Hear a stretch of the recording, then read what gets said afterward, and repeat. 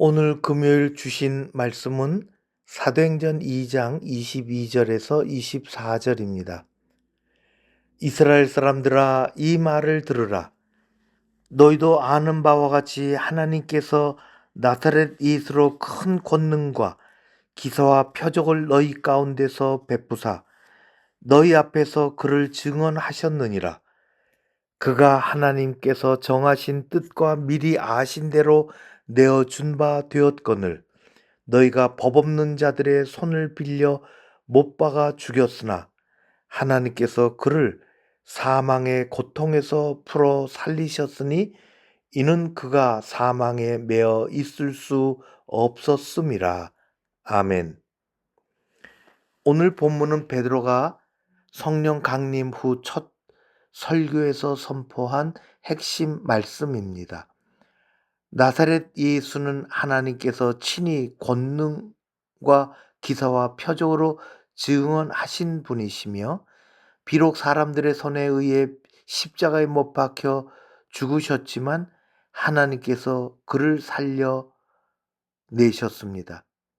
이는 예수님의 완전한 인성과 신성 그리고 하나님의 의로운 판결을 보여주는 결정적인 사건이었지요. 베드로는 예수님을 나사렛 예수라고 부르며 그분의 완전한 인성을 강조하십니다. 나사렛이라는 작은 마을 출신의 평범한 사람으로 오신 예수님을 통해 하나님께서 친히 역사하셨습니다. 여기서 증언하셨느니라는 헬라어로는 공개적으로 입증하고 확증한다는 것입니다. 하나님께서는 예수님의 생애를 통해서 그분이 누구신지를 명확히 보여주셨습니다. 여기에는 하나님의 주권과 인간의 책임이라는 깊은 신학적 진리를 담고 있습니다. 예수님의 죽음은 하나님의 예정된 계획이었지만 동시에 그것을 실행한 사람들의 책임을 면제하지는 않습니다. 법 없는 자들은 로마의 군병들을 가리키지만 더 넓게는 하나님의 법을 무시하는 모든 사람들을 말합니다.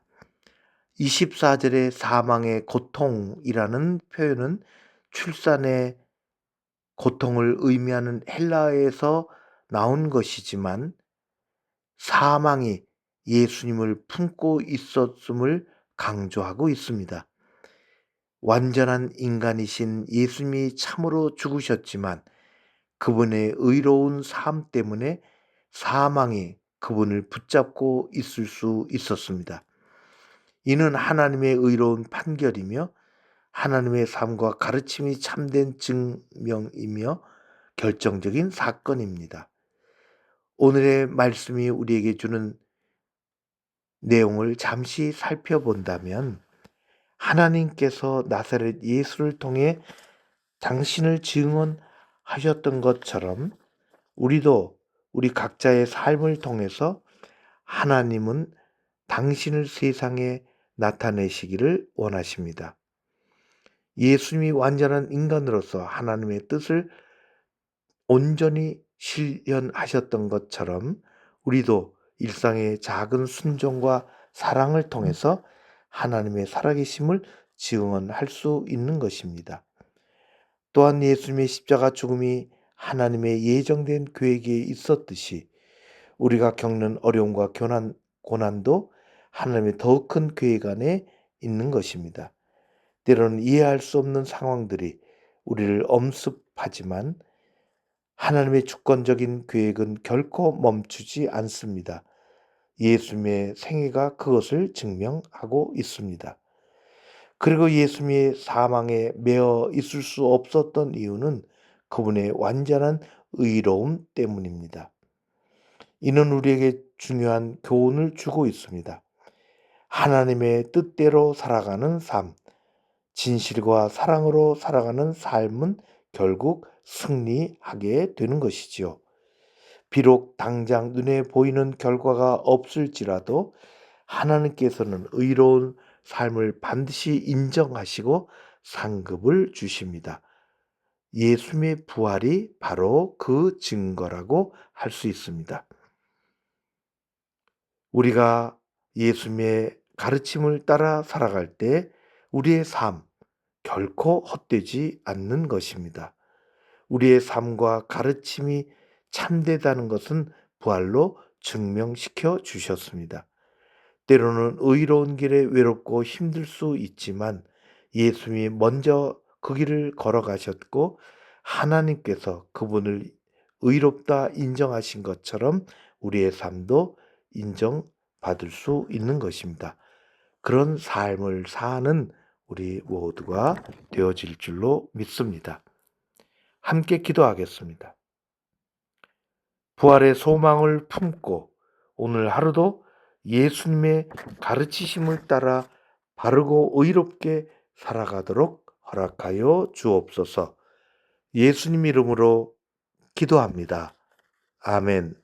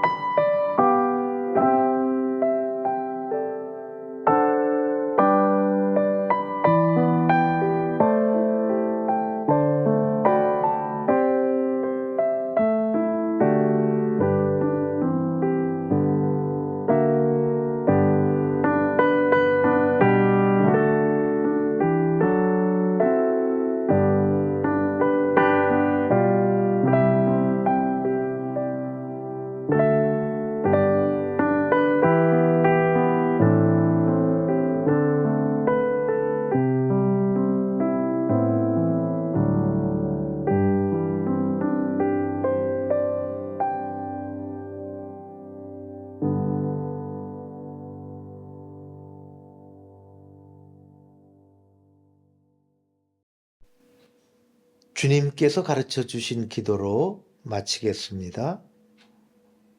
하늘에 계신 우리 아버지여, 이름이 거룩히 여김을 받으시오며 나라의 임하옵시며 뜻이 하늘에서 이룬 것 같이 땅에서도 이루어지이다. 오늘날 우리에게 일용할 양식을 주옵시고 우리가 우리에게 죄 지은 자를 사하여 준 것 같이 우리 죄를 사하여 주옵시고 우리를 시험에 들게 하지 마옵시고 다만 악에서 구하옵소서. 나라와 권세와 영광이 아버지께 영원히 있사옵나이다. 아멘.